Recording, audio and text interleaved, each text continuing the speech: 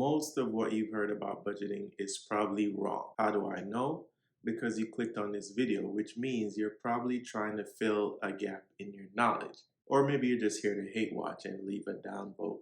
In any case, in this video, I'm going to tell you how to budget correctly.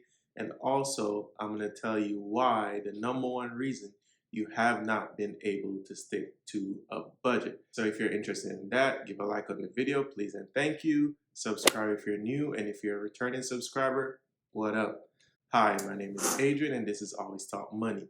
I like to talk money as it relates to everyday life. I don't have any investing tips or get rich quick schemes, just a candid conversation amongst friends. And a shameless plug, this video is sponsored by me. I don't give investing tips in my videos, but if you want my complete ETF booklet of the ETFs that I use and I've been using for years that have made me a lot of money, go to alwaystalkmoney.com/store. I have two up there. One is 7 ETFs, the other is 20 ETFs. That out of the way, let's get into the video. Before I start off the video, what's the number one reason you think you haven't been able to stick to a budget? Let me know that in the comments down below.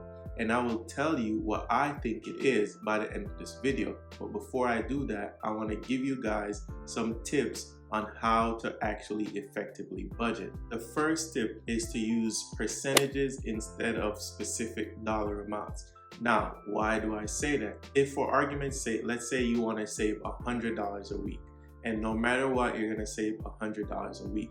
Well, you might work more or less hours a specific week. You might have to take off work and miss, a whole day of a paycheck, or you might have an emergency where your car might break down or other types of emergency. And that can throw your financial week off of schedule. So if you have a specific dollar amount, it's never going to work, or it will work, but not as effectively as using a percentage. When you use a percentage, it fits into whatever the whole is, because a percentage is part of a whole, right? So if you say you want to save 5% of whatever you make per week, then if you make $1,000, you save 5% of that. If you make $2,000, you save 5% of that, and so on and so forth. You see, it still works, because what's that going to do is it's going to keep you consistent. When you have a specific dollar amount and let's say something happens where you're not able to meet that specific dollar amount, psychologically it's going to affect you in a negative way. It's going to give you that negative self-talk to feel like you are falling off the wagon, you're useless, you're not good at budgeting, you're not good at managing your money. And then what's that going to cause is a ripple effect where you binge spend.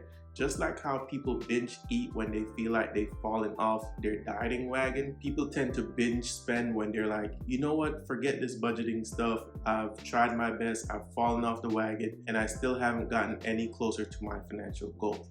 So you want to use percentages instead of specific dollar amounts. Second step in budgeting I want you to take is to figure out your incomings and your outgoings.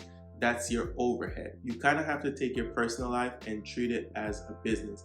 You need to know what the overhead cost is to keep your business going, which means, keeping your lights on, keeping your mortgage or your rent paid, keeping food in your fridge, keeping your healthcare going, taking care of the kids.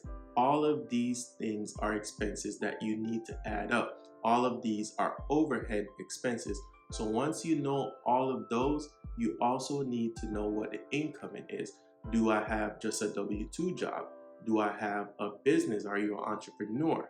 Anything that comes in as recurring residual income, you need to add that up, because you cannot budget if you don't know what's going out or if you don't know what's going in. You want to be able to categorize everything line by line. You have money for discretionary, you have money for emergencies, you have money for day-to-day expenses, you have money for insurance, you have money for car repairs, you have money for car gas, you have money for groceries, and so on and so forth.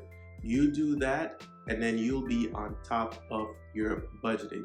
It's all right trying to guesstimate what things are. You need specific dollar amounts, and sometimes things might fluctuate. Things might go up in price or go down in price. Although in these days, everything just seems to keep going up. But I digress. If you can't have a specific dollar amount for something, average out the last 90 days of what that category of item has cost you. Average out the last 90 days of food, average out the last 90 days of fuel expenses, average out the last 90 days of discretionary spending. So you want to average out things that might have a variable expense, and then you'll have a solid number to work with. So that's the second tip.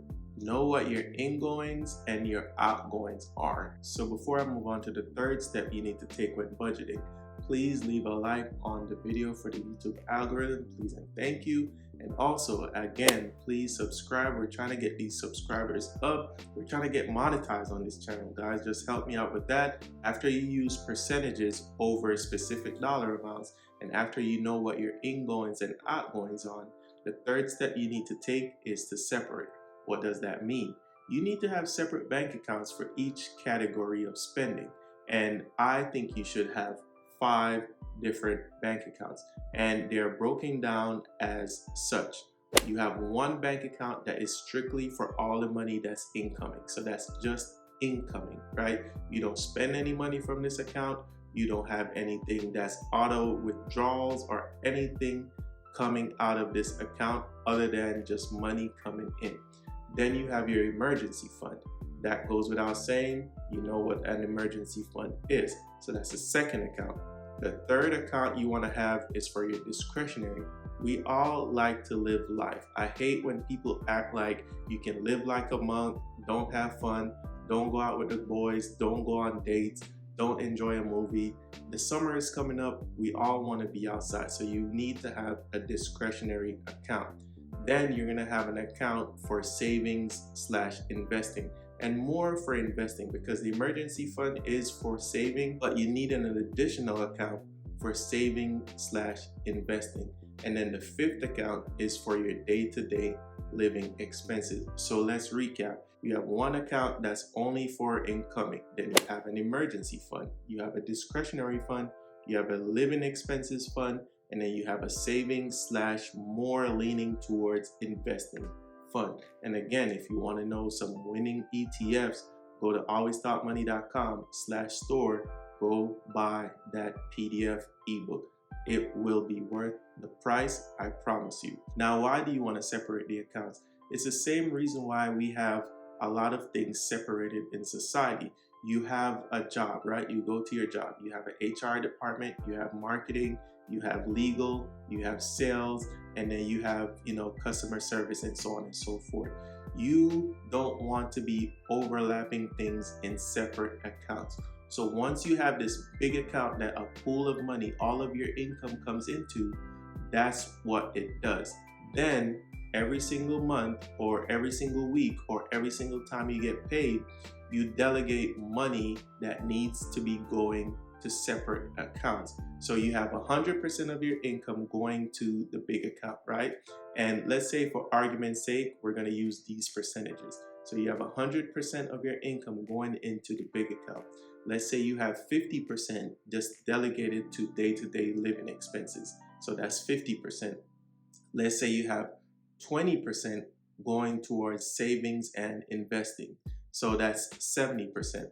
Let's say you have another 20% that's going towards your emergency fund. So that's 90%. And let's say you have the final 10% that's going to your discretionary income. That's what I would do. That's how I would break it down.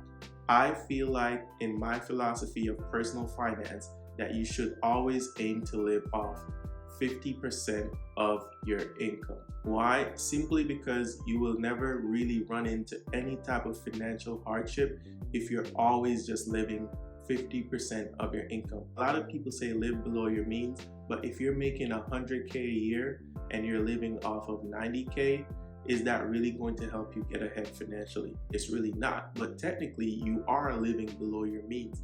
My version of living below your means is living off 50% of your income. And that's the number one thing that's stopping you from budgeting correctly.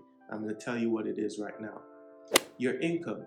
Your income simply isn't high enough. If you're making less than 50K a year in this day and age, in this inflationary time in the United States of America, it's really hard to live off of 50% of that income. That's 25K. No one can really live like that. And the problem is, a lot of people think that they're not good with money.